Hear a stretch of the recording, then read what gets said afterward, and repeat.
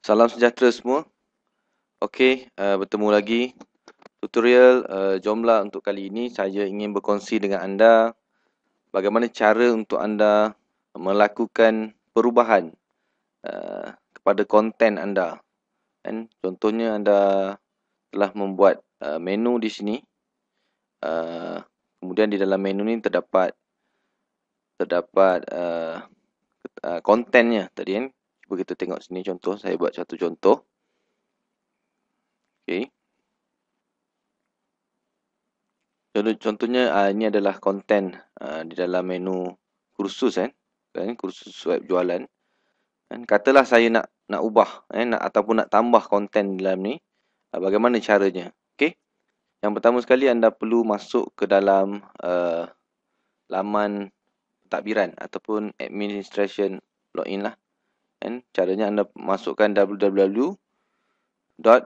Nama domain anda .com macam saya ni usahawamelayu.com/ masukkan administrator. Dia akan keluar laman begini. Kemudian masukkan laman username anda dan password. Kemudian klik login.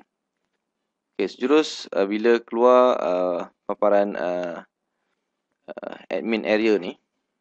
Jadi macam mana hendak mengubah konten tadi? Pertama anda perlu klik konten di sini ataupun letakkan cursor di konten, kemudian klik artikel manager. So dia akan keluarlah artikel manager sini. Anda boleh select all.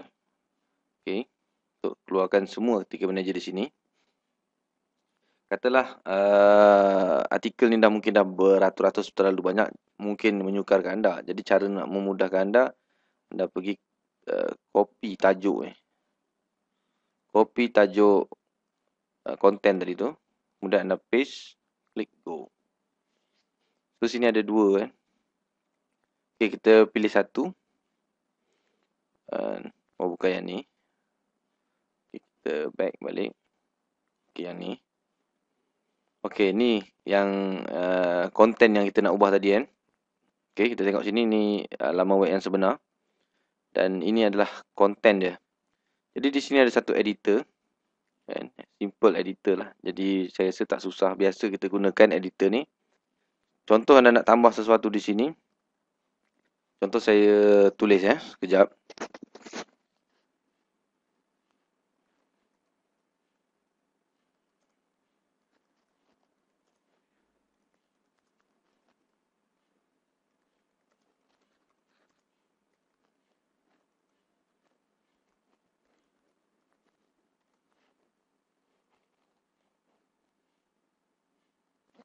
Okey, contohlah saya tulis kursus, semoga kursus ini bermanfaat untuk anda semua. Kata-kata saya tambah sikit lah. Jadi setelah selesai anda buat pembaruan, kalau nak tambah gambar, anda boleh tambah gambar di sini. Nanti saya akan tunjukkan bagaimana cara nak menambah gambar. Okey, kemudian setelah selesai anda masukkan konten ni ataupun perubahan, anda hanya klik save klik save. Dan anda pergi ke laman yang sebenar, domain anda. Anda boleh refresh ataupun anda tekan di bahagian mana-mana pun boleh. Contohnya saya tekan balik di laman ni. Jadi kat sini nampak secara automatiknya dah berubah di sini dah ada. Jadi sangat mudah kita melakukan perubahan kalau kita guna Joomla ni.